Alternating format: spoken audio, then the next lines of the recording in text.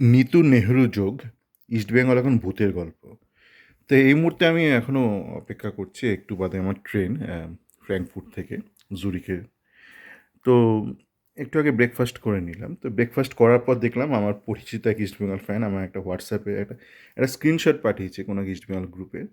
সেখানে এক ব্যক্তি, ইস্টবেঙ্গল ফ্যান অবশ্য, সে ভীষণ নিতু ভক্ত। সে বলেছিল নিতু দা জিন্দাবাদ, নিতু দা ছাড়া জীবন অচল। সে এখন বলছে যে নিতু না মরলে নাকি ইস্টবেঙ্গলে উদ্ধার নেই।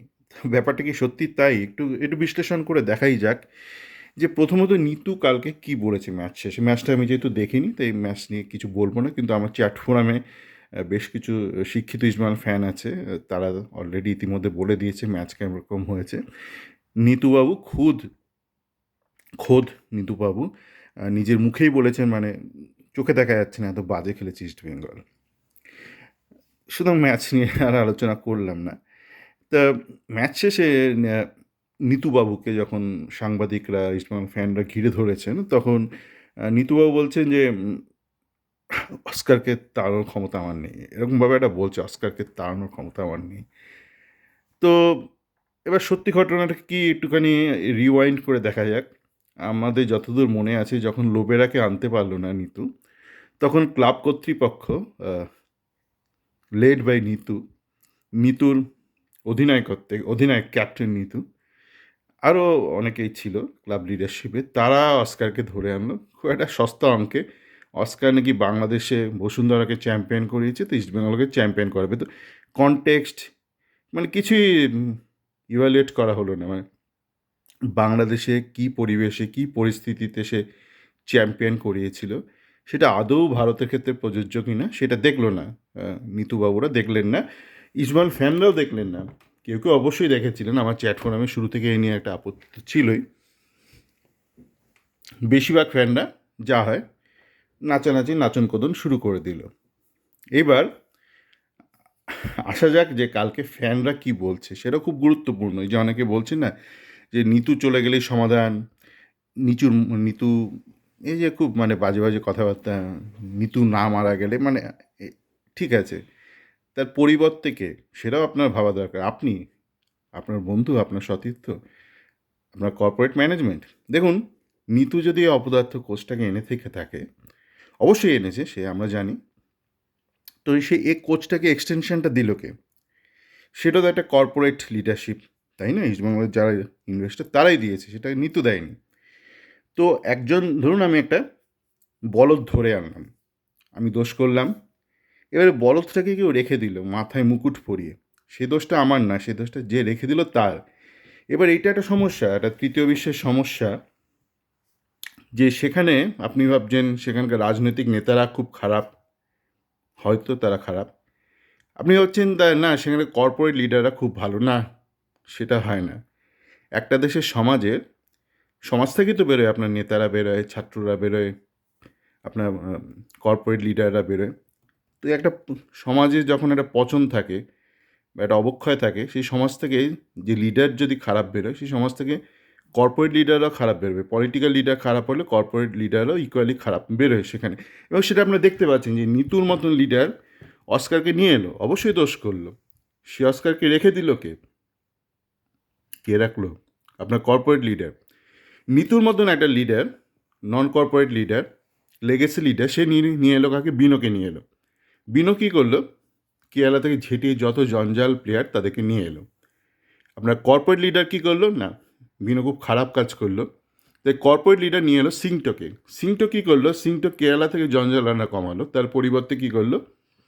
সে সর্বভারতীয় স্তরে অল ইন্ডিয়া পারমিট কিছু ট্রাক থাকে না, এই যে একটা ট্রাক যাচ্ছে দেখুন হাইওয়ে দিয়ে, এটা হাইওয়ে না মানে এয়ারপোর্টে ট্রাক যাচ্ছে, তো সেরকম একটা অল ইন্ডিয়া পারমিট, একটা লাইসেন্স নিয়ে, অল ইন্ডিয়া পারমিট নিয়ে সে গোটা দেশ থেকে, মূলত নর্থ ইস্টের কিছু রাজ্য থেকে যত রকমের আবর্জনা নিয়ে এলো।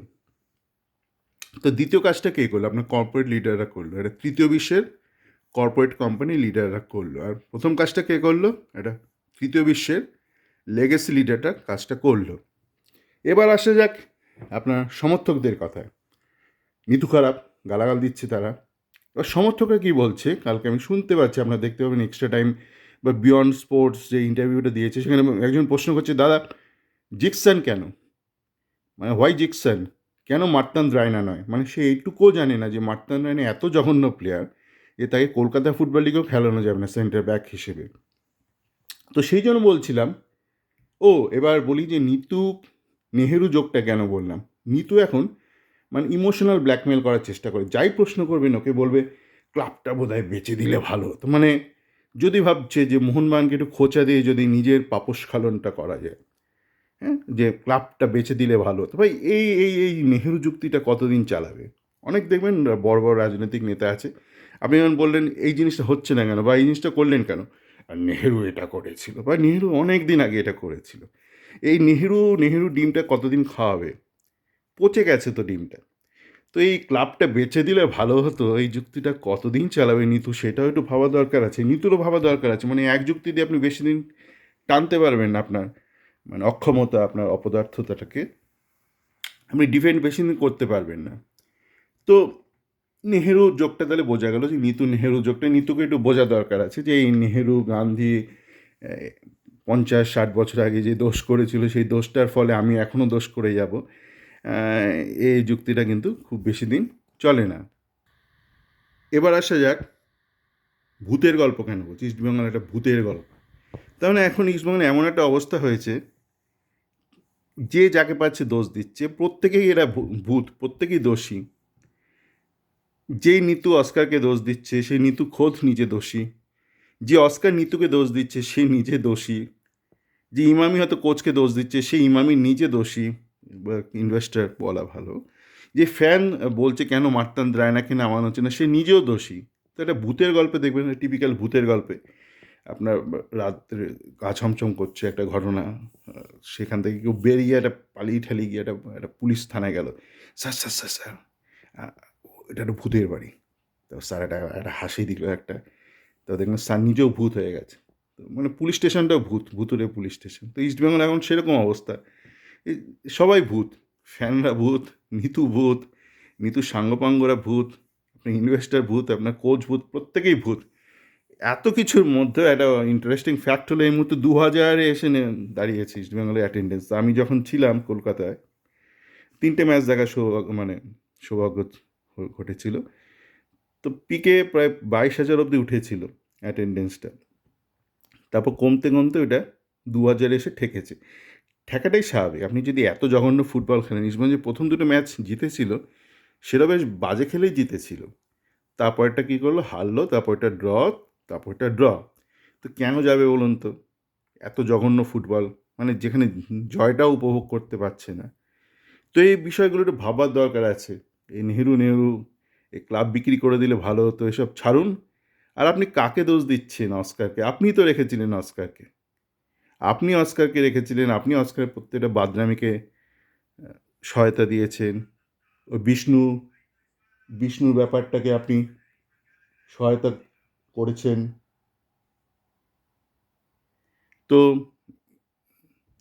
সবাইকে শুধরানোর একটু দরকার আছে, শুধু নিতু নয়। ইনভেস্টারকে ভগবান বানানো ছাড়ুন। এসব থার্ড ওয়ার্ল্ডের কোনো কর্পোরেট কোম্পানি ভালো নয়, ঠিক আছে? এমনি কর্পোরেট কোম্পানিতে একটা টিপিক্যাল প্রবলেম থাকে, তার মধ্যে আবার তৃতীয় বিশ্বের একটা কর্পোরেট কোম্পানি, যতই বড় কর্পোরেট হোক, থার্ড ওয়ার্ল্ডে মানে তার নামের কপালে স্ট্যাম্পটা থাকবে, মেরা বাপ চোর হ্যায় টাইপ, আমি একটা থার্ড ওয়ার্ল্ডের কর্পোরেট কোম্পানি, ঠিক আছে? একটু ভাবুন আর ঠিকমতো কাজগুলো করুন, আর ঠিক কাজের বিরোধিতা করুন, আর মানে বেঠিক কাজের বিরোধিতা করুন, আর সঠিক কাজকে বাহবা দিন, বা সঠিক কাজ করার জন্য মানুষকে আরও বেশি উৎসাহ দিন। সকলে ভালো থাকবেন।